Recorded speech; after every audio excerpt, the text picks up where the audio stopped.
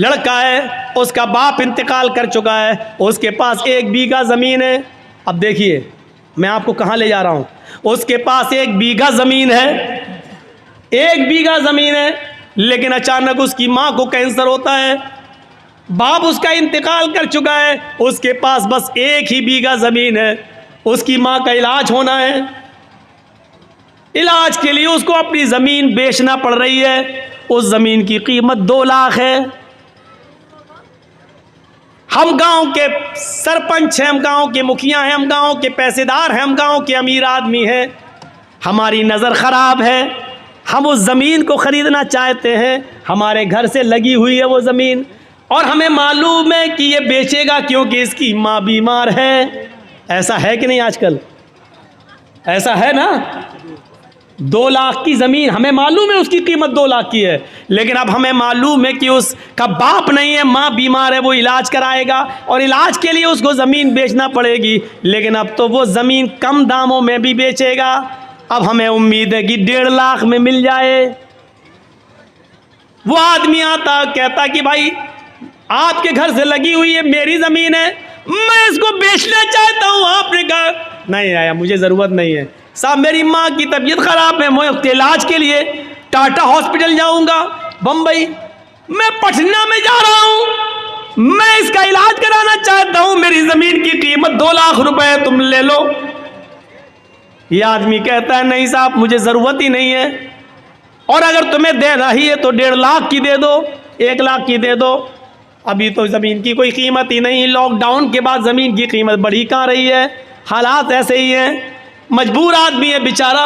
उसने कहा ठीक है, लाओ 2 लाख का माल है, 1.5 लाख दे दो। आपने 1.5 लाख रुपए उसको दे दिए और ज़मीन ले ली।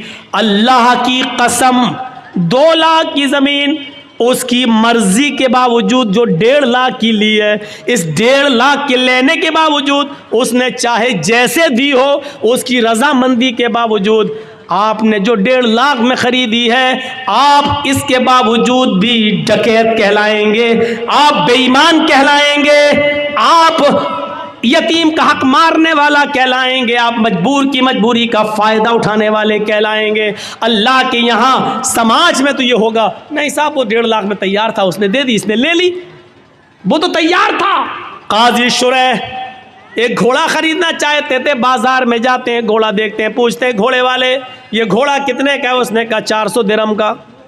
काजी शुरैह ने कहा क्या मैं इसको ज़रा चला कर देख लूँ? उन्होंने कहा देख लो। काजी शुरैह उस घोड़े पर बैठते हैं और जाते हैं, थोड़ी दूर चल के वापस आते हैं और कहते हैं घोड़े वाले सच बता कि तू किस मजबूरी में घोड़ा बेच रहा है? उसने कहा मुझे कोई मजबूरी नहीं है। कहा कि फिर तू इतना अच्छा घोड़ा 400 दिरहम में क्यों बेच रहा है? तेरा घोड़ा चलाकर मैंने देखा, तेरा घोड़ा 400 नहीं बल्कि 500 दिरहम के लायक है।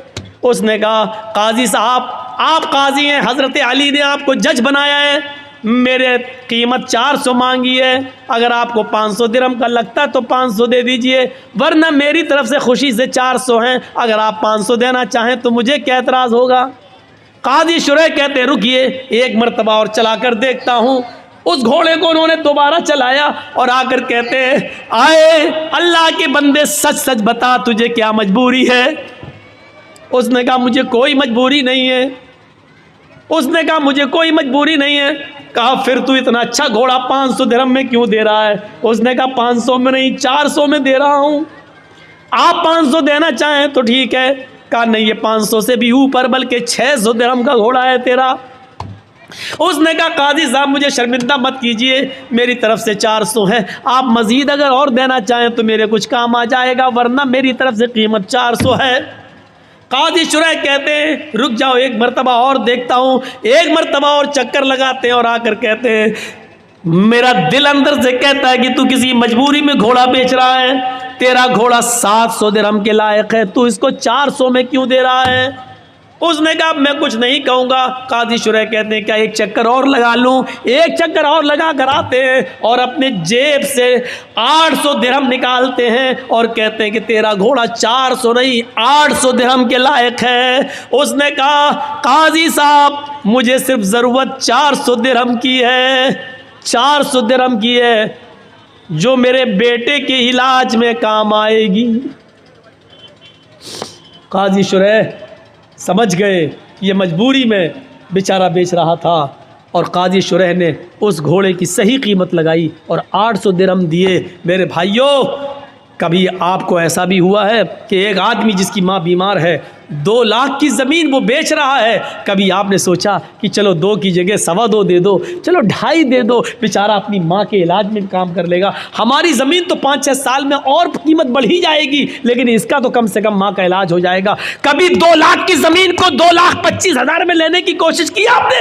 कभी 2.5 लाख देने की कोशिश की आपने? नहीं, 2 लाख की ज़मीन को 1.5 लाख में लेने वाले तो हज़ारों मिल जाएंगे। ये खून चूसने वाले जालिम लोग हैं, और जालिमों की दास्तानें भरी पड़ी है, जालिमों की कहानियां भरी पड़ी है। मेरे भाइयों, अल्लाह के यहां मजबूर की मजबूरी का फायदा उठाने का भी आपको हिसाब देना पड़ेगा, आप बच नहीं सकते अल्लाह के यहां इस अजाब से।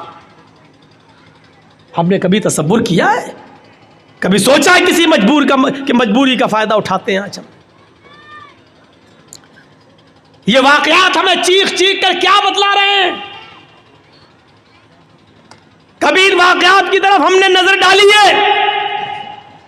और आओ, तारीख का एक ऐसा वाकया मैं आपके सामने रखना चाहता हूं हजरत उमर फारूक की जिंदगी से कि आप ताज्जुब करेंगे। हजरत उमर फारूक का बच्चा बाहर सड़क पर खेल रहा है दूसरे बच्चों के साथ। कितना छोटा बच्चा था, 4-5 साल, और सामने ऑफिस है बैतुल माल,